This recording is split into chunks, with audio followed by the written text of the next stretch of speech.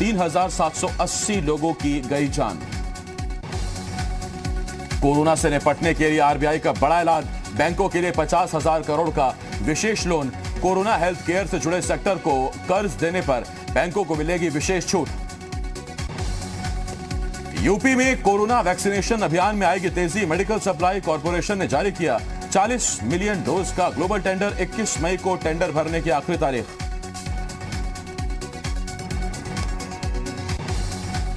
लखनऊ में सीएम ने डीआरडीओ के 500 बेड के कोविड अस्पताल का किया लोकार्पण। सेना का स्टाफ देखेगा अस्पताल का सारा मेडिकल सपोर्ट का काम, राज्य कर्मचारियों के जिम्मे होगा मैनेजमेंट। यूपी में सोमवार तक बढ़ाया गया कोरोना कर्फ्यू, पहले गुरुवार की सुबह तक लगाया गया था कोरोना कर्फ्यू। 10 मई सुबह 7 बजे तक जारी रहेगी पाबंदी। उत्तराखंड में लग सकता है लॉकडाउन, कैबिनेट मंत्री हरक सिंह रावत के बाद सुबोध उनियाल की सीएम तीरथ से मांग, कहा राज्य में पूर्णबंदी पर करें विचार। 31 मई तक नहीं चलेगी कानपुर दिल्ली शताब्दी ट्रेन, बढ़ते कोरोना संक्रमण को देखते हुए किया गया फैसला। 7 मई से 31 मई तक कैंसिल हुई शताब्दी। यूपी में कोरोना और ऑक्सीजन के हालात पर इलाहाबाद हाईकोर्ट ने की सख्त टिप्पणी, ऑक्सीजन की कमी से होने वाली मौतों को बताया नरसंहार। कोरोना की रोकथाम के लिए यूपी के गांव में आज से विशेष अभियान, संक्रमित लोगों की पहचान कर टेस्ट कराएगी निगरानी समिति, संक्रमितों को गांव में ही किया जाएगा आइसोलेट। योगी सरकार ने निजी अस्पतालों में इलाज की दरें घोषित की, वेंटिलेटर, बेड, जांच, दवा समेत सभी दरें फिक्स। ज्यादा पैसा लेने पर हेल्पलाइन पर की जा सकेगी शिकायत। कोविड संक्रमण को देखते हुए इलाहाबाद विश्वविद्यालय प्रशासन ने किया फैसला, बिना परीक्षा के 25,000 छात्रों को किया जाएगा प्रमोट। रुड़की के एक निजी अस्पताल में ऑक्सीजन की कमी से 5 मरीजों की हुई मौत, 30 मिनट तक बाधित रही ऑक्सीजन, डीएम ने दिए जांच के आदेश। लखनऊ में ऑक्सीजन रिफिलिंग के दौरान फटा सिलेंडर, हादसे में 2 लोगों की हुई मौत, 6 लोग घायल। चिन्हट इलाके में केटी ऑक्सीजन में हुआ हादसा। गाजियाबाद के इंदिरापुरम में आम्रपाली विलेज सोसाइटी में कोरोना अटैक, 300 परिवारों को कोरोना संक्रमण का दावा, सोसाइटी की आरडब्ल्यूए ने लिखा यूपी सरकार को पत्र। यूपी में कोविड से रोकथाम के लिए सरकार की कोशिशें जारी, बोकारो से 2 टैंकर ऑक्सीजन लेकर बरेली पहुंचे, शाहजहांपुर, बरेली, मुरादाबाद में होगी सप्लाई। यूपी सरकार में कैबिनेट मंत्री लक्ष्मी नारायण चौधरी हुए कोरोना संक्रमित, परिवार के 11 अन्य लोग भी मिले पॉजिटिव। यूपी बीजेपी के सह संगठन मंत्री भवानी सिंह का हुआ निधन, कोरोना संक्रमित थे भवानी सिंह, स्वतंत्र देव सिंह ने उनके निधन पर दुख जताया।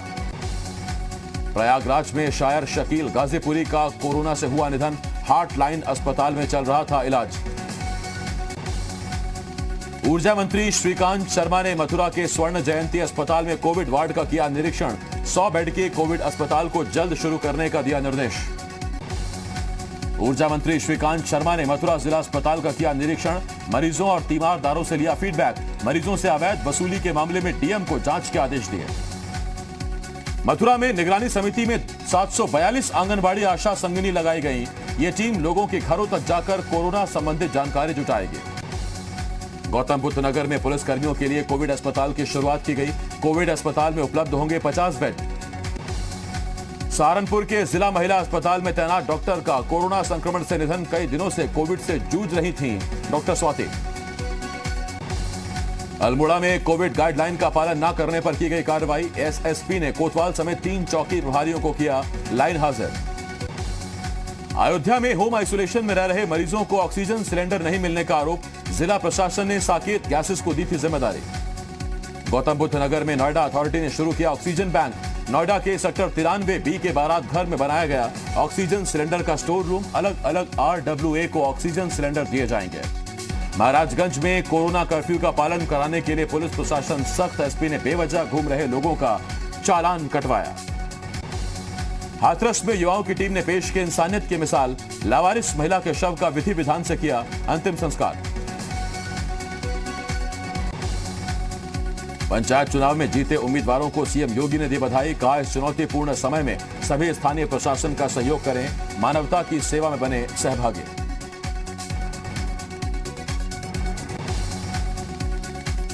मैनपुरी में समाजवादी पार्टी के एमएलसी अरविंद यादव के खिलाफ मुकदमा दर्ज, अरविंद यादव पर कोविड प्रोटोकॉल के उल्लंघन का आरोप।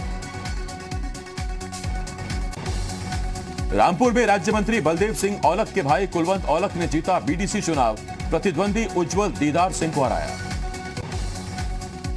संभल में पंचायत चुनाव में कई दिग्गजों की हुई हार, राज्य मंत्री गुलाब देवी के प्रतिनिधि की जमानत जब्त, पूर्व मंत्री की पत्नी भी हारी चुनाव।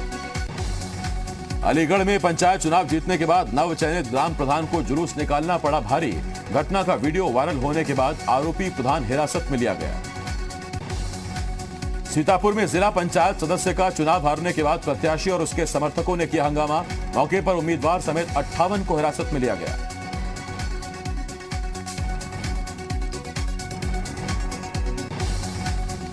रामपुर में चुनावी रंजिश के चलते जिला पंचायत सदस्य के उम्मीदवार पर हमला, चेहरे और गले में आई चोट।